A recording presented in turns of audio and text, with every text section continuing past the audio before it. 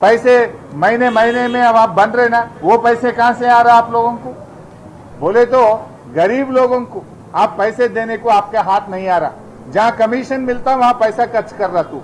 Auto driver को दे बोल तो नहीं देते, महिलाओं को दे वो बोल तो नहीं देते, बूढ़ा लोगों को 4000 पेंशन देते बोले, बेवा बूढ़ा लोगों को, उन लोगों को दे बोले तो पैसा नहीं है बोलते।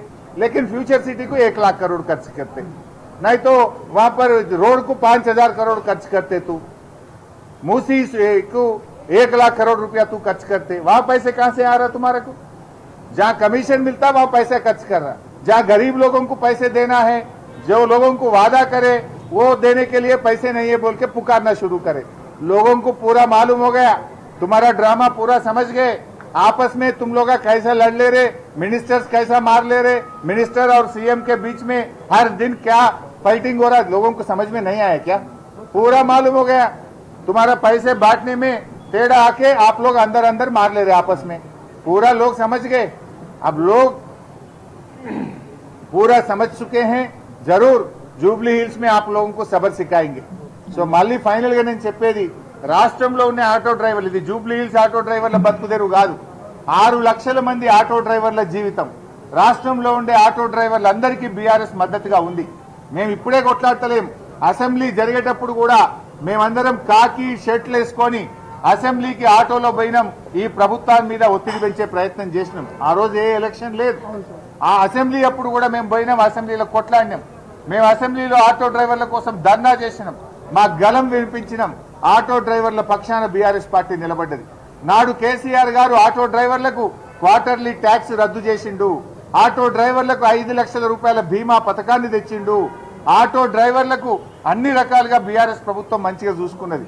రేవంత్ రెడ్డి వచ్చినాక చేసిందేమీ లేదు, చెప్పుడు మాత్రం చాలా చెప్పిండు, ఉన్నాయి బంద్ పెట్టిండు। మా రమేష్ గౌడ్ చెప్తుండే పండుగ ఇంత బతుకమ్మ చీరనొచ్చు సార్, మా భార్య అడిగింది, అది కూడా బంద్ పెట్టిండు రేవంత్ రెడ్డి అని నేను ఎర్రగడ్డలో ఆటో ఎక్కి ఇవాళ తెలంగాణ భవన్ కు రావడం జరిగింది। రాంగ మాట్లాడుతుంటే చెప్తా ఉన్నాడు మా రమేష్ గౌడ్, ఆటోలు బయటకు వెళ్ళిపోవాలి, సిటీలో ఆటో నడపద్దంటున్నారు, అన్ని ఇబ్బందులు, తన బాధ అంతా కూడా చెప్తా ఉన్నాడు। తన తండ్రి జనగాంలో గీత కార్మికుడు, కల్లు గీత కార్మికుడు, నా అమ్మ నాన్న ఊళ్ళో ఉంటారు, వాళ్ళకి 2000 పెన్షన్ కేసీఆర్ సార్ ఇచ్చిందే వస్తున్నది, 4000 ఇస్తానన్నాడు రేవంత్ రెడ్డి ఇయ్యలే బాప అడుగుతుండు అంటున్నాడు। ఈ రకంగా అందరినీ మోసం చేసిండు।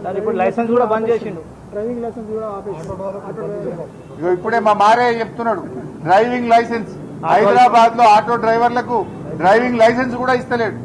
నౌకర్లు ఇవ్వపోతివి, స్వయం ఉపాధి పథకం లేదా, రాజీవ్ యువ వికాసం అంటివి, అది వికసించక ముందే వాడిపాయే, మరి స్వయం ఉపాధి పథకాలు లేవా, కనీసం ఇంత ఫైనాన్స్ లో ఆటోనన్నా కొనుక్కొని బతుకుతామంటే లైసెన్స్ కూడా బంద్ చేస్తేవి, రిజిస్ట్రేషన్ కూడా బంద్ చేస్తేవి,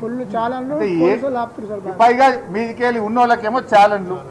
ఇవన్నీ ఇప్పటికైనా మానుకొని తక్షణమే ఆటో కార్మికులకు బాకీ పడ్డ 24,000 రూపాయలు చెల్లించాలని బీఆర్ఎస్ డిమాండ్ చేస్తుంది।